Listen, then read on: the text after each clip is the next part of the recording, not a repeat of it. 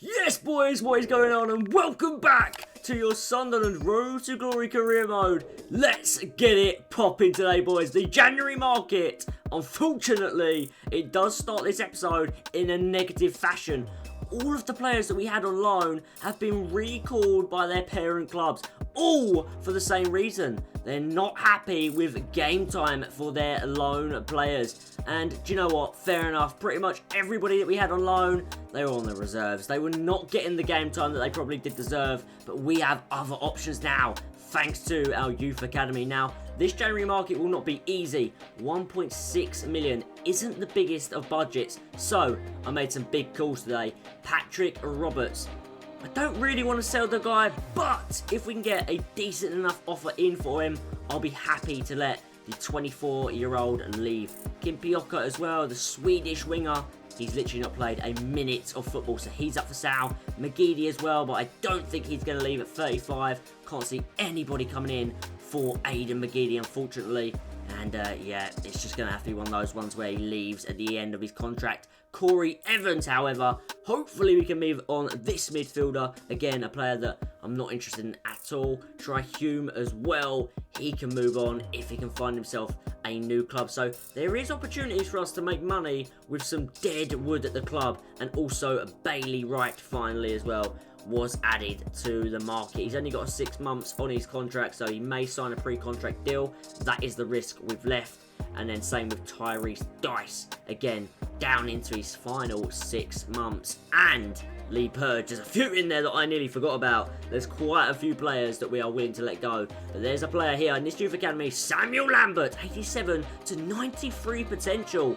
And as soon as I saw that, it was time to call this lad up to the first team, straight in to the starting 11. His game today, his first game up against Fleetwood Town, ends in a 1-0 win. Winchester, our right back, getting the goal to win us the game. 3 points to start today in what is going to be a jam-packed January episode. And we are unfortunately out of the Papa John's Trophy. Rotherham beat us 5-4 on penalties. Little bit disappointed to be out of that. That could have been an easy trophy for us here in Season 1. But you know what? Promotion is key, isn't it? Getting up to the Championship is all that really matters. Next up, Accrington coming up then, boys, for you. Away from home, we get another 1-0 win, another clean sheet, and another goal as well for Stewart. He is absolutely lethal in League One in front of goal. Long may that continue. And here we are then, a bit of gameplay for you. Why not? Unfortunately, it is in the worst conditions. FIFA 22 in the snow is horrendous. And of course, that is what you're going to get today. In the snow, terrible conditions. A big game though, a game that we need to get all 3 points against Wickham away from home.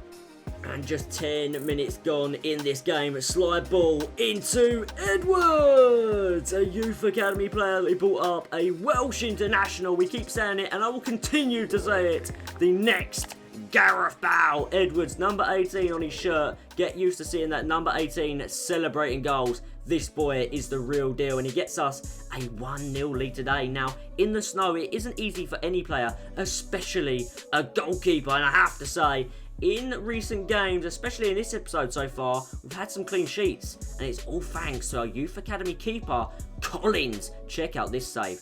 What a stop. Strong hand and onto the post to keep us 1-0 up. Edwards dinks the ball over the top. And check out the cheeky, lofted header by Stewart. This man is born to score goals. I do really wonder, if we get up to the Championship, how good of a goal scorer will he be at that higher level? In League One, he is a fantastic finisher.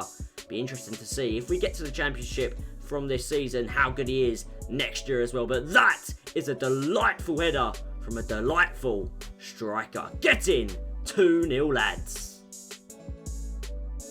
And we are now approaching the second half, into additional time of the first 45, but we felt there was one more goal in this first half. Great delivery, and again, a headed goal for Sunderland Football Club today to celebrate. Get in there! It is Edwards again. He's at the double. He is unreal. I'm loving playing with Edwards at the minute, and he added another goal today. And this turned into one hell of a performance from these boys. Great ball over the top, fabulous ball, touch, and it is that boy, Riley, the youth academy player. He gets on the act, our captain, our 16-year-old wonder kid. He is a wonder kid, the number 7 on his back. He lays down in the snow. Check out this boy. He has the confidence and he has the ability to go with it. And then into late of the game, and another a 5-star performance, a 5-star game, a 5-goal game. And that was that. Stewart again on the score sheet. We really drove this one home in the snow. We'll take away all 3 points. Beautiful stuff. And long may this form continue. Clean sheets and goals. This is the way, boys. This is the way to the championship. We belong there, and we are coming. We are coming very soon. Get in. Let me know, guys, in the comment section your favourite players of this series so far. While you're down there, please do smash the like button. It helps the channel out a lot. And subscribe if you're new. Definitely subscribe. Hell yeah. And boys, it should be no surprise at all that some of our star players from our youth academy are being noticed by some big teams. Bournemouth of the Championship, chasing promotion back to the Premier League, have found themselves a potential target in Peter Riley. Just turned 17, 73 overall now. That's a big amount of money for Sunderland. But this player is the one player I am willing to hold on to at any cost. Until he tells me he doesn't want to be here, he will not be sold. Rejected that deal, and then we can crack on to another game before we deal with any more transfer business. Roberts in the headlines at the moment as he is on the transfer list. He is a player that I do enjoy using. He does make some errors which do frustrate me. I don't really want to sell him, but if I can get some money and bring in an even better player, I will do it. But today, anyway, it is more focused on the team. The team is Portsmouth at the Stadium of Light. This is a top clash for you once again. And we are a team who gets off to flying starts. Lambert, the player that we signed in this episode from the Youth Academy. Look at him go. So much pace. And that is a hell of a pick out of a pass into Riley. And when he gets in that position, you already know the end result. Goal. Go! Go! Riley buries it and Samuel gets the assist. What a youth academy we have already. We're already providing the first team with some absolute gems. Guys, in the comments, let me know who you think the best youth academy find is so far in this series. I mean, it is early doors, and one or two could surprise us and become the best one. But let's see, guys. Let's see who you prefer in the comments. So get down there right now and let me know. And we're heading now about 26 minutes on the clock. Reader, what a through ball. His passing is incredible. You guys did let me know about that. And Stewart is cleaned out. And there's only one card for that kind of tackle. He's through on goal. And Clark Robertson is off. Red card, a straight red for their defender, and they could be in trouble here. The game could easily now slip away from them very fast. Half an hour on the clock. Reader, good pass again. O'Nien in towards Samuel Lambert. Now, sometimes I'm going to call him Samuel, sometimes I'm going to call him Lambert. You're going to have to just get used to that. But Samuel Lambert, SL, Sam Leach is my name. SL is his initials as well. He scores. I'm loving the blonde dreads as well, bro. I'm loving them in that ponytail. Beautiful finish, great touch. The number 23 bends it in a little bit like one of my favourite number 23 players of all time, Andrea Arshavin. Number 23 is a historic number, but can Samuel Lambert be a historic player? Heading into the second half now, 52 minutes on the clock, in behind again. This is about to get out of hand, and it is another goal for Samuel.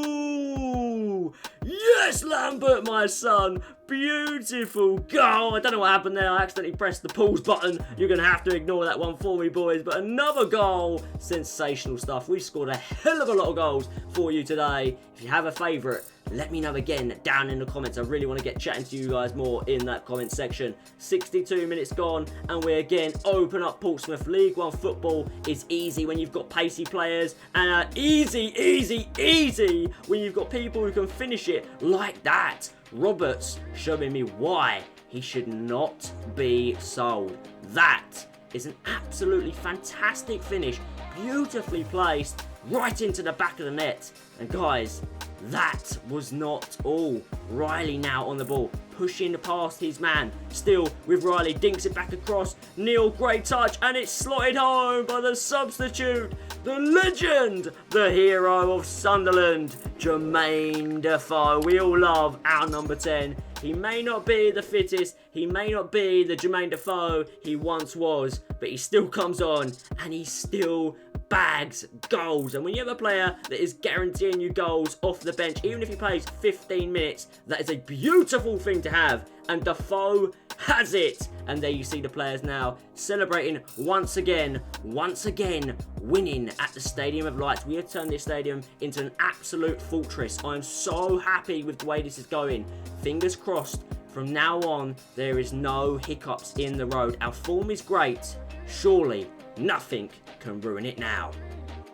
And into the next game then for you boys. This one against Bolton, away from home. We're on a good run, but it has ended. And now a 2-1 defeat to Bolton. You can see Edwards scored again, and Stewart had the opportunity to get us a draw in the 90th with a penalty, but he missed. And this is a worry. 66 confidence rating. I do not get this. I don't get it. We are on target to achieve everything that they want us to. This board is tough. Real tough. I am worried. Could we be sacked? Surely not, lads, as we are now into deadline day.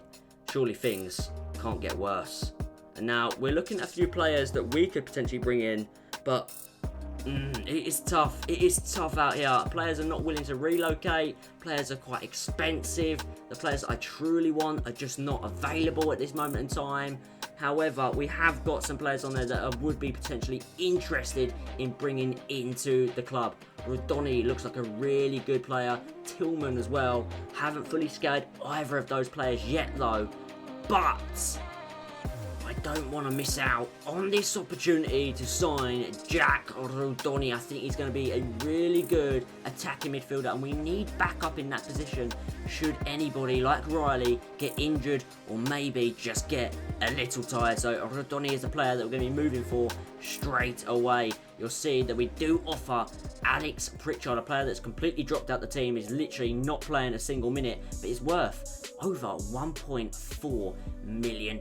So I thought this might be a good opportunity to get rid of a player on high wages as well and bring in another player that I really want to see at the football club. And it was a pretty simple deal to do. You'll see, literally no negotiations needed. They wanted Pritchard and we wanted Rodoni. So there we go, straight into contract talks, and they were easy as well. This boy knew what an opportunity he had. From going from Wimbledon over to Sunderland was an opportunity he could not decline. So welcome your January signing, Rodoni. And now counting down the hours in deadline day, everything was going smoothly until this. Dan Neil, our best midfielder, our best central midfielder, a player that I said at the beginning of the series was going to be key. I wanted to keep him throughout the entire journey. Unbelievably, on deadline day, has had his release clause met, and he has handed in an official transfer request to let him go. He will not even negotiate a new bloody contract. Absolutely gutted, boys, that we have lost a really important midfielder to our team, a starting 11 player. Dan Neil, what a bloody snake. Gutted. Let me know in the comments what you think about Dan Neil doing that to us. I mean, we can always try and buy him back in a season or two, but I'm kind of sour on the guy now. I'm really disappointed, and I'm really frustrated that he left it all the way down to the final few hours of deadline day. Now, losing him means we cannot lose Ross Stewart as well, our leading scorer, one of our best players as well throughout this first season. Ross Stewart, that deal has been rejected.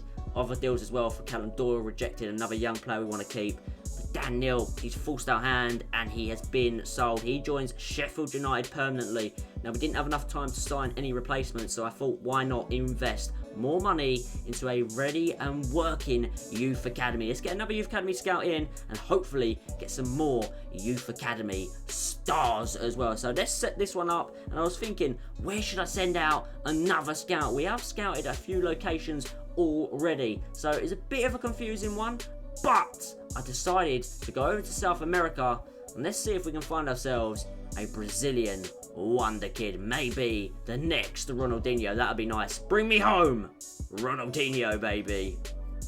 And now we head into the final few hours of this January market, but still offers are coming our way. This one for Jordan Willis, a player that I will eventually be selling, but for the rest of the season he'll probably be quite important for us to keep hold of and utilise, especially if we get any kind of injuries within the rest of the season, which isn't off the table. Now, youth academy players, some players here from Italy that I did decide to sign to our official youth academy. You'll see a few of them added up. Hopefully we can find some Italian wonder kids. Maybe the next Totti, maybe the next Chiesa, maybe the next Mario Balotelli. Why not? This guy looks really good, by the way. 15 years of age, Piero Neri. We're going to train him up. He's 54 overall, left-footed. I think he's got a bright future at this football club. I think this could be a potential wonder kid on our hands. Remember the name, Neri. He could yet become a superstar.